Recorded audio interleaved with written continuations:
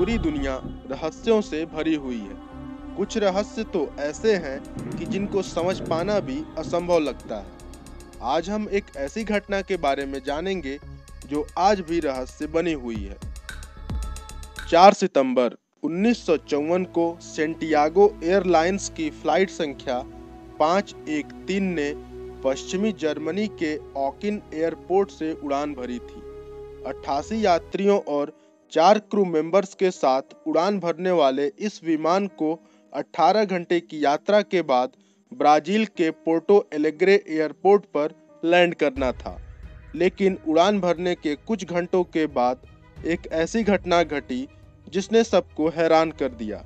आपको बता दें कि कुछ घंटे की यात्रा के बाद ये विमान आसमान में कहीं गायब हो गया और विमान का संपर्क एयर ट्रैफिक कंट्रोल से टूट गया। बार बार संपर्क जोड़ने की कोशिश नाकाम होने के बाद इस पूरी घटना की जानकारी जर्मनी और ब्राजील की सरकार को दी गई। लेकिन इन सरकारों के द्वारा भी विमान को तलाशने की हर संभव कोशिश नाकाम हो गई और 88 यात्रियों समेत 4 क्रू मेंबर्स का कुछ पता नहीं चला। यहाँ तक कि विमान के मलबा मिलने की भी जानकारी हाथ नहीं लगी। जब विमान का जमीन से संपर्क टूटा तब विमान अटलांटिक महासागर के ऊपर से उड़ान भर रहा था। जब विमान की जानकारी का कुछ पता नहीं चला तब दोनों देशों की सरकारों ने मान लिया कि ये विमान अटलांटिक महासागर में हादसे का शिकार हो गया और विमान के सभी यात्री की हादसे में मौत हो गई। कई साल गुजर गए और सभी लोग इस घटना को लगभग भूल चुके थे। तभी एक हैरान करने वाली घटना घटी। एक दिन 12 अक्टूबर 1989 को पोर्टो एलेग्रे एयरपोर्ट के एयर ट्रैफिक कंट्रोल के स्क्रीन पर एक अनजान विमान देखा गया। एक पल के लिए सभी डर गए।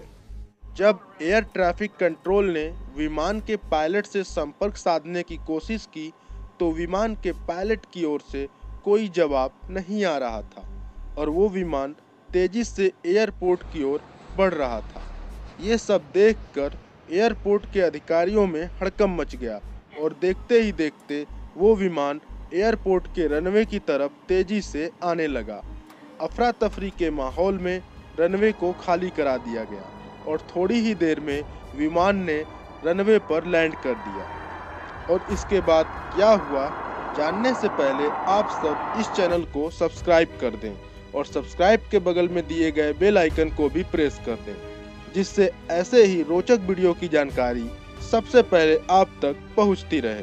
और ये बिल्कुल फ्री भी है, तो प्लीज़ देर न करके इस चैनल को सब्सक्राइब करना न भूलिएगा। विमान के लैंड करने के बाद एयरपोर्ट के कर्मचारी विमान के पास पहुंचे तो उन्होंने देखा कि विमान एकदम नया था और उसका इंजन अभी भी चालू था।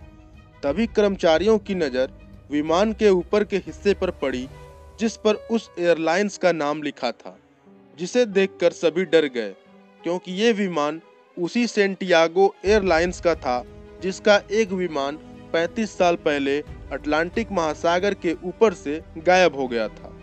जिसे देखकर सभी अधिकारी घबराने लगे क्योंकि हादसे के 2 साल बाद यानी 1956 में ही सेंटियागो एयरलाइंस बंद हो गई थी।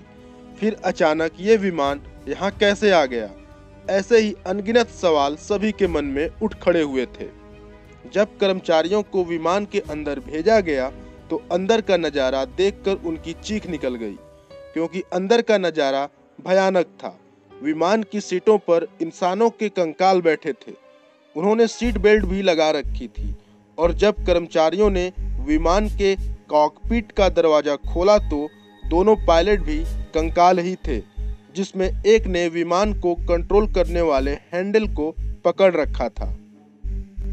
इस पूरी घटना ने सभी को डराने के साथ ही आश्चर्य में डाल दिया था।